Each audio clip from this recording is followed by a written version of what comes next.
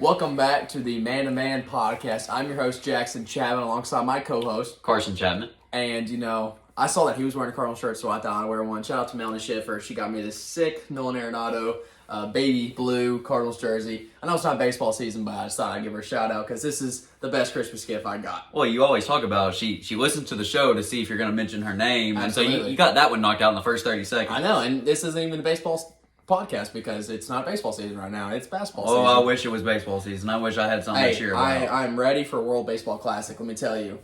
Team USA, Dominican Republic, Puerto Rico, those teams. It's going to be fun. Bring it on. I need some baseball to watch. Basketball in the Commonwealth is struggling right now, watching Kentucky basketball. Yeah. So, one team that I haven't struggled watching is not a pro team. It's not a college team. It's the Callaway County Lakers. Now, I am a newly added assistant coach at Callaway County basketball. We both played basketball at Callaway County, and I can honestly say this is one of their better teams that they've had probably since that state tournament team in 15. No question. I'm having an absolute joy just coaching in general, but these kids are just phenomenal. We have triple-double machine. Yes, I'm calling him a machine. Jonah Butler, and it's not the typical points, rebounds, assists. The dude's doing it with blocks. Points, rebounds, and blocks. And then sometimes can get close to a quadruple-double. The other night he had 8 assists. He was 2 assists away from a quadruple-double in a 32-minute high school game. And that's been done one time in NBA history. Can you tell me who did it in the NBA? Only quad-double? Oh, there's been one quad-double. Wilt. No. Well, I'm sure Wilt did it. I'm sure he did, but it doesn't count. Wilt doesn't count. Shoot, man. I bet I know. What is his name? David Robertson. David Robinson. Is it Robinson? Robinson of the San Antonio Spurs. Woo! Let's go. I'm proud of you. Good job. But, Jonah Butler is... I had to go back in my NBA files there. There you go. But going back to the Callaway County Lakers, Jonah Butler, 3 triple-doubles already this year as a sophomore. Again, sophomore. Just playing out of his mind. We have a scoring machine in Eli Finley. He's also a sophomore, averaging about 25 a game. And Carson, when you watch Eli play, it just seems like scoring just comes so naturally to him.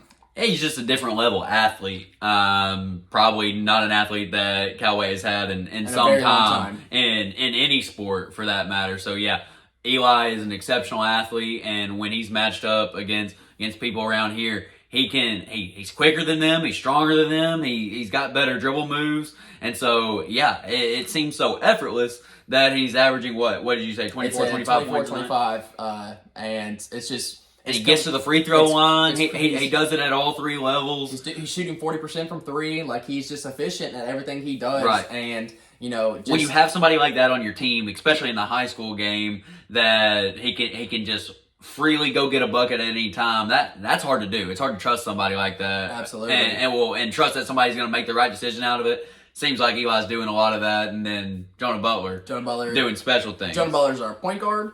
He's our center. He's our shooting guard. He's our small forward. He's our power forward. The dude does everything. But we also got guys like Aiden Clinton. The dude is leading the state of Kentucky in 3-point percentage right now, shooting at a 48% clip. And he's getting them off every game. It's not like he's shooting 2 attempts a game. Yeah, the dude is getting them off. I'm sad to say that my percentage, it's not a record, but I had a 44% 3-point percentage my senior year. Way to humble yourself there. It's going to get broken by Aiden. I don't want to say that to his face, but if he listens to the podcast by some chance, I'm gonna give him some praise. The dude can absolutely snipe.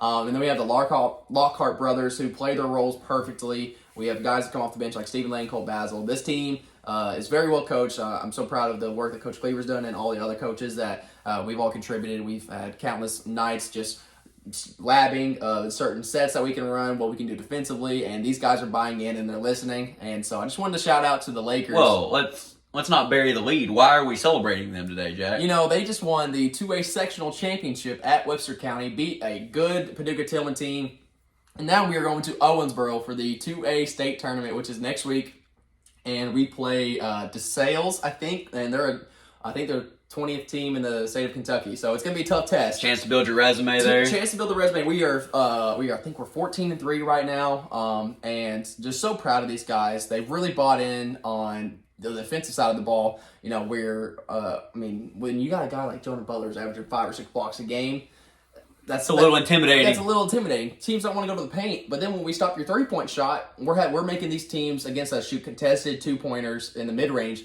And Ed Chapman, who is our father, he will tell you is the worst shot in basketball. The mid-range pull-up or mid-range whatever needs to go away. You either need to go shoot a layup or you need to go take a 3. And so, funny, that's what Alabama did today, and they beat Kentucky by 30. It's crazy. Let's just not even talk about the Cats. They're so freaking not even worth it. Not even worth it. And the Racers too. The Racers are bad this year. Can I just say the best thing that Kentucky basketball has done this year is post school videos on their Twitter about their jerseys. Yeah, they've updated their jerseys. They finally went away from the checkerboards. We thought that might lead to some better results on the court. Maybe get us back to a Final Four. No, I think the issues are a little bit deeper than that. When you're getting beat by 30 on the road. Yeah, I mean when your reigning player of the year goes for 4 points and 6 rebounds. I don't think, Carson, that's going to translate to many W's. He was just unplayable today. Oscar was unplayable in the first half. He could not defend the pick and roll. And then every time that he seemingly got the ball down low, they would send 2 and 3 guys at him, and he'd just panic and basically just give the ball right to him. He had 4 turnovers today, 1 for 7 from the field. When your best players don't play well, when Cason Wallace, Oscar Shibwe, and Jacob Toppin are a combined 3 of 30 from the field, you're going to win a grand total of 0 games. You're exactly right. And so it's just really frustrating, and that's probably why I'm sporting this Cardinal shirt today. I don't want to think about basketball season anymore. Yeah. I've got the NFL playoffs to look forward to. Shout out the Packers taking on the Lions on Sunday Night Football. I just knew you were going to mention the Packers. I just had to find a way to get that in there because that's really where my priorities are at when it comes to athletics right now, just sports in general. But congrats on the title today, Jack, and also wanted to make sure that we mentioned it's been a long road for you to get to this opportunity to coach this year. Not sure you want to go into all that, but just wanted to congratulate you on your first week under your belt as a full-time coach at Callaway. Undefeated. Turned 21 this week. That's right. It's a big week for Jack. Yeah, so I'll go into a little detail. I was asked to coach by Coach Brad Cleaver. He asked me to come on staff and just help out any way I could. Because he's just got such a great basketball mind. I mean who doesn't want this guy helping run your program? I'm not athletic. I don't do a lot of things good on the basketball court. I could shoot pretty well, but I got the brain right here, and that's shout out. You know ball? I know ball, and that's a shout out to Ed Chapman. The man made sure that me and you were the smartest players on the court when we were out there because we did not have the athletic ability. We were pretty good shooters, which, by the way, in a Man2Man podcast episode to come, we'll be having a 3-point shootout to see who really is the better shooter. I've challenged him for the last 3 weeks, and he's yet to take me up on it. He just had a full 4-week break from classes and an open gym because he's a coach, and he could not make it happen. I've challenged him to shoot. He's texting me telling me he hit what. 30, I was 38 of 50 from 3-point line. 38 of 50. I still got it. Without me there to see it. So I'm convinced that if I had the ability to kind of get in his head, maybe it's a different story. But that's a podcast and a video for another time. That'll be a fun one for sure. So I just wanted to shout out the Lakers. I've had a great time coaching. Oh, I didn't even get a chance to tell a story.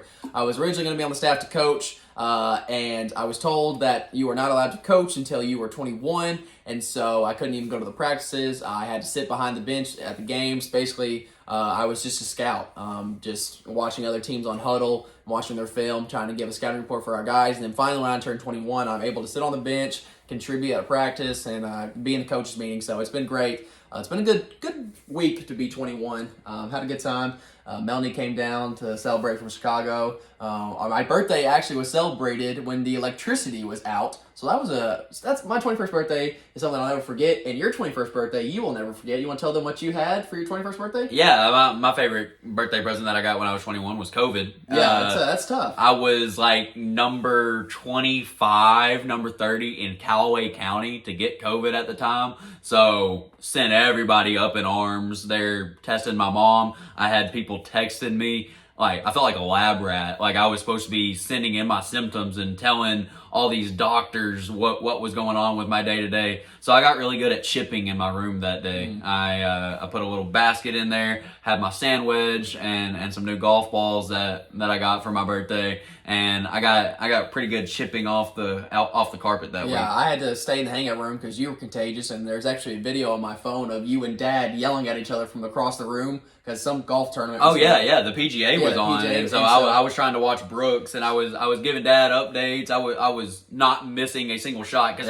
that's what I had to look forward to on my birthday, was not missing a shot of this golf action. And then everybody knows COVID, you lose your taste and smell. Not being able to taste pizza was really hard on my birthday. I'm sure that's pretty difficult. Now that was traumatizing for a young man. I'd say my 21st was just a tad bit better than yours, even though I spent most of mine with the electricity out. But it was a good time. Thankful to be 21. Thankful to be coaching these great boys at Callaway County. We're getting it done. Sorry, when you said thankful to be 21, I just imagine all those people on Instagram and Twitter, when they would have their birthday, they'd be like, blessed to see 16, dude. Yeah. But thankful for another day. Yeah, blessed to see another day. With all kinds of prayer emojis and stuff like that. Praise the Lord for another year. Old Twitter account. Do you remember the really cringy tweets that I used to have? The Beachley Bagels 33. The Beachley Bagels 33 Twitter account. I used to tweet every single day, # blessed to see another day. Blessed to see another day, and you use the number 2. The number 2. You know what else I would do? I'd say, if I was going to bed, I'd say, good night America, good morning China. I do remember that. Because China wakes up when we're going to bed, and I thought, hey, amen. Hey, 5th grade me, I thought that was hilarious. And I also would tweet, this is so off topic, by the way, I don't really care. This was not planned. This is our podcast, we can do what we want. I would tweet, every single little life update, I had a donut this morning, # yum, stuff like that. If you didn't end it with a hashtag, what were you doing? If you have some time and you have Twitter, I think it's Beachley Bagels 33. Go check out my old Twitter. Really what we should do is take some of those old Instagram posts that you've left on there for certain people, resurface them on Twitter, and some of those pictures that you have. My favorite one may be the planking on the desk. You're in Dad's classroom. I have some old Musical.lys of me in my room trying to look hot with some Ray-Bans on. Jared Darnell, shout out to him. He's got a ton of those videos of me just roasting me. We were in a group chat the other day for our IM basketball team, and he just sent 15 cringy videos of me. And they were all just Jackson didn't exist. I swear he didn't. I was like, nope, that was actually me in middle school. I was trying to look hot. It didn't go so well because, I was pretty chubby. Hey, when's the 10-year anniversary of the milk bath? This summer. We're going to have to bring it back. For those of you that don't know, go check out Jackson's Instagram. It's up there. We have the original milk bath. We have the 5-year anniversary at the old house. Are we going to have to go to the old house? We might have to go to the old house. May have to go ask the people that bought We still have that green cup. Still have the green cup. Just like Cy Robertson has his cup, has his tea glass everywhere. We have this green cup that Jackson filled full of milk one day and decided that if he got a certain amount of likes on Instagram, he was going to pour it on there. This was, so that was 2013, so I was, 11 years old? Yeah.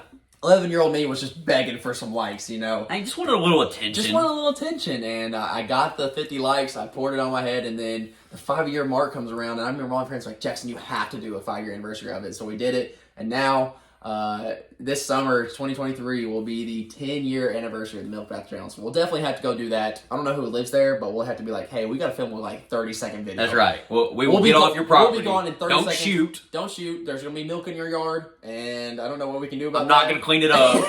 Just let Mother Nature take over. If you got a dog, let them come lick it up. But oh my gosh, we have gotten so off track. So let's get back on track with a little bit of attorney time.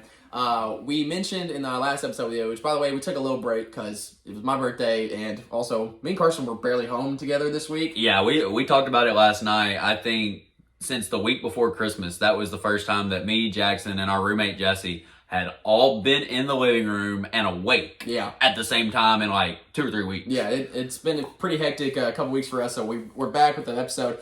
So our last one we talked about, it was the NBA 25 and under bracket. Again, it's excluding Luka and Tatum. They're too good for this bracket. And that came with a lot of controversy because it put another 25 or under guy on there that a lot of people feel like maybe is on the same level as Tatum and Luka. It's questionable.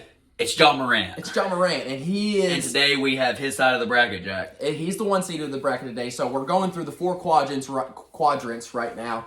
We last episode we did. Carson called it, I think, the west side of the bracket. I think I called it the south. Whatever. Call this the east. We'll call this the east. So we'll go ahead and get started. Number 1 seed, John Morant versus the 16 seed Patrick Williams. John Morant. Yeah, it's John Morant here. Congrats on the signature shoe, Ja. Yeah.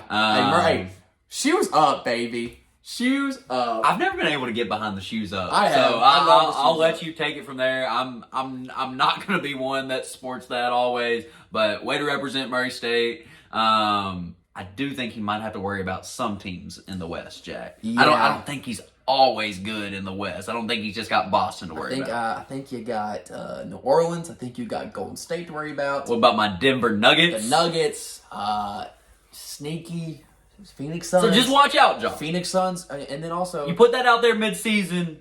People are going to use it. People are going to chirp at you, Jaw. People are going to use it. Just be prepared. When you're saying the West is you can push over the West. When you've won nothing. You've done nothing. They never even made a conference finals. You've done nothing. But he's obviously going to beat Patrick Williams here. All right, the next one we have is Alperen Sengun versus the AC Josh Giddey. This is no contest. Mr. Josh Giddey. Dude's a dog. From December 1st to now, he is shooting 45% from 3. Thought I'd see the day. That was like his number one flaw coming out of Australia was this guy cannot shoot. He is sniping right now. The dude's gone. I think he's went 5 straight games with 20-plus points. And OKC is getting... I don't want them to make the playoffs. But we're... Dropped 150 on Boston Put 150 on Boston on my birthday. Without Shai Gilgeous-Alexander. So this team, Carson, I'm so excited for Chet Holmgren to come back. I think we're going to be so good. Darius Baisley, you had a good time here. You're probably gone. I've seen a lot of people say we're going to get OG Anunoby at the deadline. Pair him up with Canadian boy. I like that. That would be a great 3-and-D guy. And obviously he's going to beat Alperen Sengun because he's an OKC Thunder. I love my boy Josh Giddey. Yeah, I love Josh Giddey too. I can remember on draft night telling Jackson, who was all excited about the Thunder to have all these picks and go all in, and then they take, not the sexy pick. You kind of take a safe pick. Because Jonathan Kuminga was next, and that's exactly who I wanted. Yeah. I wanted Jonathan Kuminga. But who would you rather have now? Now I want Josh Giddey. I was trying to tell Jackson on draft night, I was just like, I think his vision is special, and his size and be able to handle the ball like he does. I think he's got some tools here. But I didn't want to hear that. I wanted to see the athletic freak of Jonathan Kuminga, but I was proved wrong. And Presti, we trust. I don't know why I ever doubt Sam Presti. Why would you doubt? Why do I ever doubt Sam Presti? I don't know. So I'm going Josh Giddey. I got Josh Giddey too. This one is Anthony Simons versus Lou Dort. The Dorture Chamber, again, another OKC guy. I love him. The dude can clamp. He doesn't get enough recognition for what he does on the defensive end. He's struggling a little bit offensively this year, but he really doesn't. We don't need him for offense when we have a 30-point scorer in Shai Gilgeous-Alexander. Just like to mention him as much as I can. Anthony Simons has kind of filled in that role of C.J. McCollum in Portland as that number 2 guy behind Damian Lillard, and I think he's done a fantastic job. So, Lou Dort, I love you. You clamp up like crazy, and you provide some pretty big moments. Is the youngest player ever to score 30 points in a Game 7 in the playoffs. I don't know if you know that. Wow, I did not know that. It was the bubble playoffs. Yeah, I mean, I remember the bubble playoffs. Yeah, I did not know, that was his rookie year. That was his rookie year, and he was undrafted, by the way, yeah. 2-way guy. So happy for Lou Dort, got his bag this offseason, but he's not beating out Anthony Simons in this matchup. Yeah, I got Anthony Simons too. I feel like Portland was able to move off of C.J. McCollum knowing that they had a good one in Anthony Simons. He can flat out score the ball. He's a perfect complement to Dame in that backcourt. Got some bunnies too. He can get up and jump as well. Just an exceptional athlete. And I do think Lou Dort is limited offensively when you think about it. So Anthony Simons is advancing for me. Next, we have the 13 seed Nick Claxton over the 4 seed Franz Wagner. Now, Franz Wagner is he's a good piece for the Magic. He's that wing guy who can get buckets at anytime he wants to. I don't know how good he is defensively, but Nick Claxton has proven that he is that guy in Brooklyn. The shot blocking, rim protecting, catching lobs. He's the DeAndre Jordan of the Brooklyn Nets right now. And he's playing his role perfectly, and Brooklyn has been playing phenomenal basketball since Steve Nash got fired, which kind of sucks for me and Carson because we are such big Steve Nash guys. Steve Nash is my guy growing up, my first favorite player. It really sucks to see him not turn out to be a good coach, which I think he'll get another opportunity. Jason Kidd had the Brooklyn and the Milwaukee teams Didn't really pan out there. Now it's paying out for Jason Kidd in Dallas. I think Nash will get another opportunity eventually. But I think these guys in Brooklyn have bought into more to Jock Vaughn, and especially Nick Claxton. He's kind of been like that third centerpiece, behind KD and Kyrie. I like Franz, but I'm going the upset Nick Claxton here. Yeah, I like Nick too. I actually just saw before we got on here, I was scrolling through Twitter, and Nick Claxton now leads the league in blocks. Yeah. And so he's just a freak, got super long arms. He really fits perfectly in that system and fulfills his role well for them. Franz, though, is too talented. Franz I'm going to take here. Just overall exceptional offensive player, and getting better on the defensive end as well. Top 10 draft capital that they used in Franz, and so I think he advances here. I think he's a good piece for Orlando. The next one is the 3-seeded Evan Mobley of the 14-seed Cole Anthony. That's no contest. Not much to say It's here. Evan Mobley. Dude's a freak defensively, freak athlete. Kind of forming a little bit of a jump shot. Yep. And Cleveland is fun to watch, man. So you've got a 6'11" guy who is very comfortable handling the ball, very fluid in everything that he does, and like Jackson said, developing a jump shot as well. His instincts on the defensive end are spectacular. You pair him with Jared Allen, and it's really hard to score on that Cleveland team. Absolutely. Although Denver had no trouble putting up 121 on them last night, the number one defensive team in the NBA, could not hold down my Nuggets. But Evan Mobley, he's just an exceptional talent. I can remember in the offseason when Bill Simmons was doing his trade value chart, Evan Mobley's in his top 10. Yeah. And that just shows you what smart basketball people think about Evan Mobley. And so I wouldn't consider myself one of those guys, but I can definitely take the information that they've given me and say that Evan Mobley is going to advance. Which, by the way, they had the quickest rebuild ever. Think about Cleveland. They had these finals runs with LeBron. He goes. They had a 2-year rebuild. And their 2 years of rebuilding, they get Darius Garland. They get not Donovan Mitchell. They get Evan Mobley. Then you trade for Jared Allen. You trade for Karis LeVert. You trade for Donovan Mitchell. All of a sudden, you are a solid playoff team. You're going to be a top 4 seed in the East. And you got rid of the Kyrie headache. You got rid of the Kyrie headache. Kevin Love is still there, providing minutes off the bench. K-Love. Dude, he's accepted his role. Still collecting his checks. And, again, quickest rebuild. I wish OKC could have got on that pace of the quick rebuild. And I think they're next year will be competitive. Again, I like to talk about OKC because they're my baby. We've still got another OKC guy to talk about on this list. They're my baby like the Packers are Carson's baby. So I'm just happy for the Cavaliers, losing LeBron again. Not just once, you lost him twice. Kind of sucks, but your rebuild was very quick and efficient. All right, so next we have two guys who basically play the same exact role. The 11-seed Malik Monk over the 6-seed Jordan Poole. These guys come off the bench and give you buckets. And don't do much else. They're not going to play make. They're not going to play defense. But, man, if you need the ball in the hoop, it's going to go to these two guys. And if I had to pick one between these guys who's more consistent, I'm going to go Jordan Poole. Yeah, it's Jordan Poole here. I love Malik Monk. We've talked about him before on the show. Having a great year in Sacramento. But, let's be real. Jordan Poole, great piece for the Warriors to have last year in their championship run. Now that Steph's hurt, he's taken over more of that ball dominant. And it's actually helped Clay's game as well, too. Clay's been, Clay. By the way, let's go on a Clay tangent. Dude's been killing it. I'm not ready to say he's back. He's not bad because we need to see him with Steph. But yeah, you're starting to see some of the things that made the Warriors pay him the max 2 years ago before he got hurt. So Jordan Poole, his handle is crazy. Maybe top 5, top 10 in the league. That's no exaggeration. I think that guy can get anywhere on the floor and make you look silly doing it. His finishing ability is better than Malik Monk's. Yeah. Obviously, shot selection is something that you always worry about with Jordan Poole. Same with Malik.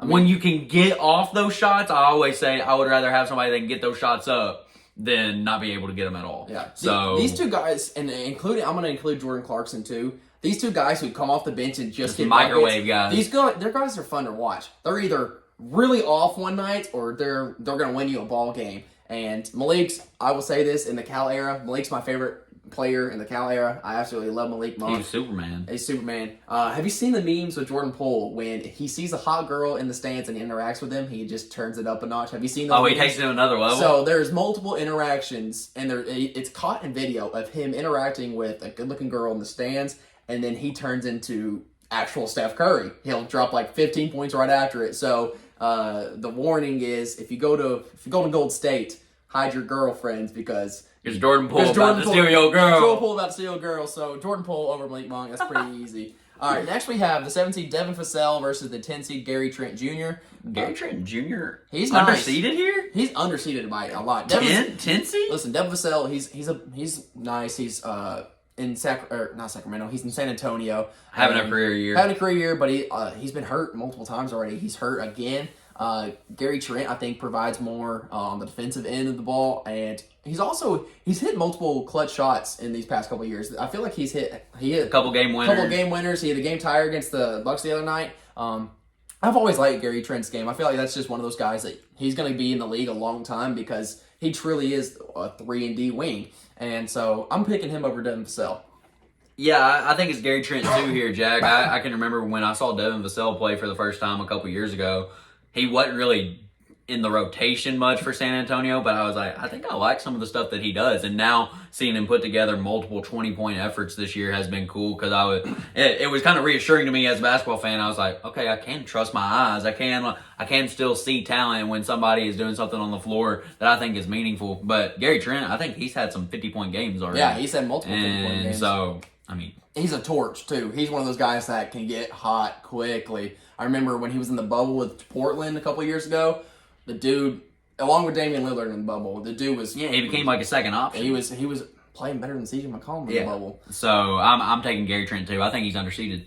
So now we have the 15-seed Alexei Pokusevski against the 2-seeded Anthony Edwards. Poku, another OKC guy. The dude has been great this year. A leg injury is going to cost him 6 to 8 weeks, which sucks. Was that the night against Memphis? It was the night, and the dude, oh my gosh, man, he was having a career year. He was playing our small ball center, even though he's not a small ball. He's literally 7 foot, but he's so thin that people call it a small ball center. I weigh more than Pokusevski. Oh, absolutely. And he was having a career year shooting. That wasn't a fat joke. No, he straight up is just very thin. Dude's having a career year from behind the three-point line. He play makes at that position. And was just playing so well. I hate to see him go out for 6 to 8 weeks. I hope he doesn't lose that mojo that he kind of had. But Anthony Edwards is Anthony Edwards. Was the number 1 pick for a reason. He's a dog offensively. And he's kind of turned it up defensively. I have him in fantasy. The other night he had a 7-steal game. And so I love you, Poku, but I got to go Anthony Edwards. Yeah, Anthony Edwards is the clear pick here. I think that it's got to be extremely frustrating for a guy like Anthony Edwards to be that number 1 overall pick and think everything's going to center around you. And then the way that Minnesota wanted to build around him was give him 2 bigs that clog up the lane and make life harder on him. Yeah, bad managing right there. Yeah, that's just organizational failure from the top down. And so, Anthony Edwards, I think you're an extremely talented player. I think you've got a lot of potential in this league. I'm going to take you over Poku. All right, so going on to the Elite Eight, John Morant versus Josh Giddey. Again, Josh Giddey. This one tugs at your heartstrings a little bit. Josh Giddey's my guy. He's an OKC guy, but Jaw's a Murray State guy. And obviously, I'm not stupid enough to say Josh Giddey's better than John Morant. But, no, I'm just kidding. It's John Morant. Okay, maybe you could be. Maybe you could be. No, it's John Morant. Dude's a generational talent. Going to be, and he's probably going to be an MVP candidate every single year. He's just insane. I love you, Giddey, but you're not on that tier yet. It's funny, Jack, because now I think the whole world is starting to recognize Jaw, and he still has this chip on his shoulder. He still thinks of himself as the guy that got under-recruited, and as I would like to say, an unbiased Murray State fan and basketball fan at that. I want to be like, Jaw, you were drafted number 2. Like you are getting the recognition. Memphis has went all in. They've given you the max, like all these different things. You don't have to continue to walk around like nobody thinks you're good anymore. But maybe he does. You are good. Maybe that's what makes him great. That's his drive. But I can remember he's in his second year in the league, and I'm having a conversation with Cam Kelly and Jonah Brandon, and Jonah's trying to tell us that Jaw was a top 5 point guard in the league, and quickly me and Cam rattled off about 8 to 10 guys that were better at the point guard position at the time. I would say now. I'd say he's top 3 now. I would say he's at least a top 5 option at point guard, maybe a top 3 option. So he has gotten better each year, and he's adding more things to his game. Memphis is a lot to handle, and so yeah, Jaw's the easy answer here. I just want him to know that from a former classmate of his. I never had a class with him, but you were at the same school. I was at the same school with him at the same time. Always going to share that connection. I did get a selfie with him one time. No big deal. I parked beside him at McDonald's one time. Actually, that's big time. That was big time. And this was his freshman year when he wasn't even he wasn't the guy yet. Like he wasn't that dude. So I was like, oh, that's John Morant. I'll say hi to him. Didn't get an autograph. Didn't get a picture. Yeah. I fumbled the bag for sure. But anyways, yeah, I'm taking Jaw here. I'm just saying, hey, I think you're being well recognized now, Jaw. I think people know how good you are. So now mine is Anthony Simons versus Nick Claxton. Your Anthony Simons versus Franz Wagner. Anthony Simons versus Nick Claxton. Two different guys play two different roles. And when I think of a guy that translates to winning more, I think it's going to be Anthony Simons. Although Nick Claxton has helped Brooklyn become the 2 seed in the East. And we talked about it yesterday. I have no idea who's coming out of the East. I have no clue. Boston, Milwaukee, Philly, Brooklyn. You can even say the Cavs. Out of those Absolutely, you got to throw the Cavs in. Out of those 5, I have no idea who goes to the Eastern Conference Final. I don't know. It's a coin toss for me. Yep. And so he's a big part of that team. I think the Blazers, they're solid, and you have to have Anthony Simons, especially with Dame's injury history. You got to have a guy like Anthony Simons there. So in terms of talent-wise, I'm going Anthony Simons over Nick Claxton. Yeah, so I got Franz versus Anthony Simons, and my pick is just simply going to be based off of what all these NBA writers I follow say, and they are huge on Franz. They love Franz's complete game. He is an exceptional shooter. He continues to just be the guy, like, in crunch time, you want him making the decisions for your ball club. And so Franz is going to be my guy. Anthony, I think he's a great athlete. He's, continuing to become a better shooter and ball handler for the Blazers. But when it comes down to it, I think Franz does more things well.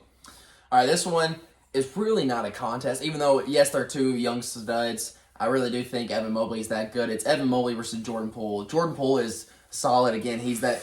He's going to ignite the force off the bench, and he's going to be a spark plug for Golden State. But, man, Evan Mobley just does all the dirty work in Cleveland and can sprinkle in about 13 to 15 points along with 2 or 3 steals, along with 2 or 3 blocks. Going to grab about 10 rebounds. And he is a vital part of their future. And I think you need Evan Mobley if you're going to go on this run in the Eastern Conference. And Jordan Poole, again, you're that guy. You're going to replace Stephen Curry one day. But who I think is more essential to their team, I think is Evan Mobley. Yeah, and you wouldn't be wrong there. I do believe that I've got a lot of friends that think very highly of Evan Mobley and think that he is somebody that you absolutely build your franchise around, when you couldn't necessarily say the same about Jordan Poole. But I'm always partial to ball-handling guards who can break their guy off the dribble, finish well around the rim, and absolutely just light it up from 3 as well. And that's exactly who Jordan Poole is. I love his swagger. I don't know what he said to Draymond this summer that got him punched. That's crazy that happened this offseason. And then nobody brings it up anymore. No, it's just pushed under the rug. I don't know how you continue to just go on business as normal after you just get laid out at practice. But also, a very important determining factor here, I once picked Jordan Poole's Michigan team my senior year to advance to the Final Four in my March Madness bracket when I was a senior in high school. And Jordan Poole hit a 3-point buzzer beater against Houston in the second round to keep those chances alive. They make it all the way to the title game. So I looked like a really smart dude. Jordan Poole, thank you for all that you do. Thank you for your service. And he advances for me. All right, I'm Gary Trent versus Anthony Edwards, and I also think you're Gary Trent versus Anthony Edwards. 2 guys who kind of play a similar role. Again, Anthony Edwards, who's more valuable for their franchise? It's going to be Anthony Edwards. Dude's a freak, athlete, quite possibly has the best dunk of this decade. Oh my goodness. Dude. Who was that even on? Yuta Watanabe. Okay, I don't even know who that is. Casual NBA fan. Call me out. Dude is shooting the best percentage from 3 this year. Wow. In Brooklyn. Good for him. In Brooklyn. A lefty, Japanese-born player. But got absolutely postered by Anthony Edwards. And Gary Trent, again, I like me some Gary Trent, but Anthony Edwards, again, he's also on my fantasy team, so I see what he does night in and night out. And when that plays a factor. When you average about 45 fantasy points a game, And sometimes you have games where you can get up to 60 or 70 fantasy points. You're pretty valuable. So I'm going to go Anthony Edwards. Yeah, for me, it's Anthony Edwards as well. Dude is absolutely built like a running back. He really is. He's a running back playing in the NBA. Yeah, I mean, he's Derrick Henry's build when you think about it. He 6'3", 6'4", 240 pounds. He gets downhill on you in a hurry, and he's a lot to handle when he gets going. So Anthony Edwards is my pick here. All right, my final four. The final four. My final four is Jaw, Anthony Simons, Mobley, and Edwards. And you are who? I got Jaw, Franz, Jordan Poole, and Anthony Edwards. All right, Jaw versus Anthony Simons. Again, I've been going this based on who is more valuable for their franchise. And again, it's going to be John Morant. Anthony Simons, again, you're needed in Portland. But let's be real. Damian Lillard's always going to be the face of Portland. I don't care. Once Damian retires, I don't care if you're on that kind of same level. Damian Lillard's going to be the face of that team. John Morant's going to be doing that for Memphis for a very long time. I think, I'm going to go ahead and say this. Is he a lifer? He's a lifer, but he's also already past Mike Conley. In terms, yeah, he's past Mike Conley. He just had. I know. He has that personality that Conley did. I know that Conley has more team success. Conley had a team that went to. Conley's probably a better teammate. If we're being honest, the dude never gets. I think he still has never gotten a technical in an NBA game. Dude's been playing for I don't know how many years, but that seems nearly impossible. I do think he is. I think it's either him or somebody else that has the record for never having a technical in a game, and so Mike Conley, just great dude. But John Morant, I think, is kind of already taking you as the face of the Grizzlies. And so John Morant's my pick over Anthony Simons. Yeah, Jaw has this special ability to finish with both hands around the rim at all kinds of different angles, whether, he's on his way down off of his jump, if he's meeting you at his apex. He constantly is one of the league leaders in points in the paint at 6'3", which is incredible. His three-point shot has come down a little bit percentage-wise this year. He still makes enough of them to keep you honest, and you just cannot keep him out of the lane. So I got Jaw over Franz just because he's more dynamic of a playmaker. Yeah, okay, so let's go Evan Mobley versus Anthony Edwards. Now, this is a tough one. Based on what I've been saying, who is more valuable to their franchise? Both these guys are key pieces for these teams in the future. And based on that criteria, I think your answer is clear, right? I think my answer is clear. I think I have to go Evan Mobley. I think I have to. I thought it was Ant. So here's what I'm thinking. Hold up. Evan's got Don and Darius Garland? Okay, he's got the backcourt. But let's okay. I truly think Minnesota might blow it up in a couple of years. Yeah, but you would blow it up and start it building from the ground with Anthony Edwards. You don't build with Cat? No, I think they're out. They're done with Cat. I don't know. I mean, I'm just seeing the lack of success that they've had with Towns and Gobert playing together. I don't know. I think Anthony Edwards, I don't know what it is. I don't know if he's just that. I don't know if he's that marketable of a guy. Big marketing major here. I don't know what it is. Something about how he. Yeah, because Evan Mobley has such a great personality. But he doesn't do anything that is troubling. Sometimes Anthony Edwards makes you laugh. He makes you laugh, but also I don't think he takes the game of basketball that seriously. Let's think about it. Sometimes you need that guy. And so I don't know. I personally think Evan Mobley is you need him in your future as a Cleveland guy. I think you can. I don't know. He's going to impact things defensively that Anthony Edwards can't. It's just this is a tough one. Again, Evan Mobley versus Anthony Edwards. This is a tough argument. I'm going to pick Evan Mobley. I think you're going to go Anthony Edwards, but we'll continue with you. I'm in my mind. I'm thinking you need Evan Mobley for success. Yeah, so I've got actually a Jordan Poole versus Anthony Edwards matchup. And if you'll remember, this was actually a topic last year's playoffs. Because Jordan Poole really started to do his thing. Anthony Edwards, of course, wins that play-in game, right? That they celebrated like they just won the NBA championship. But when it comes down to it, I think Anthony Edwards does do more for your ball club. And he's somebody that you have to game plan everything against if you're the opposing team. Anthony Edwards is the pick for me here, so he'll take on Jaw in the championship. So I'm Jaw versus Mobley, you're Jaw versus Anthony Edwards, and I think we can say at the same time, 3, 2, 1, Ja Morant. That was pretty simple right there. Just two Murray State boys hopping on the back of Ja. I don't think that he's that far off from Tatum level. He's not. He's not Luka. Sorry. He's not Luka. I I hate that he's on this list, but if he's on there, I think we'd be injustice. It would be a crime if we didn't have him at least advancing to our Final Four. You're exactly right. So, Ja Morant won both of our sides of this bracket. I think we both went. Did we both go Zion? Went Zion. So we both went. No, I went Halliburton. You went Halliburton. I went Halliburton over Zion. So That's I'm right. Halliburton on the left side and Zion or Ja on the other side, and you are Zion and Ja. So the 1 and 2 picks in the draft. That's pretty. I mean, I don't know. I just kind of went I different. like things coming together there. I just kind of went different with Halliburton. I'm a big guard guy. No, so. I like it. So, I like it. Thank you guys for listening. Zion got hurt on us again. Of course he did. When I have him on my fantasy team, and when I pick the Pelicans to win the West, of course he gets hurt. Anyway, well, that's another episode. But thank you guys for listening.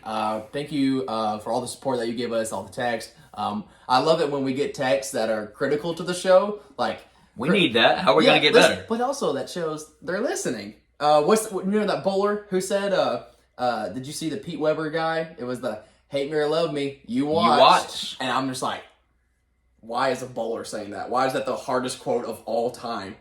Either way, hate us or love us, you watched. Thank you guys for listening. Leave a review on Apple Podcasts. Comment down below on the YouTube video what you guys want us to talk about next. And we will catch you guys next week. Love you guys.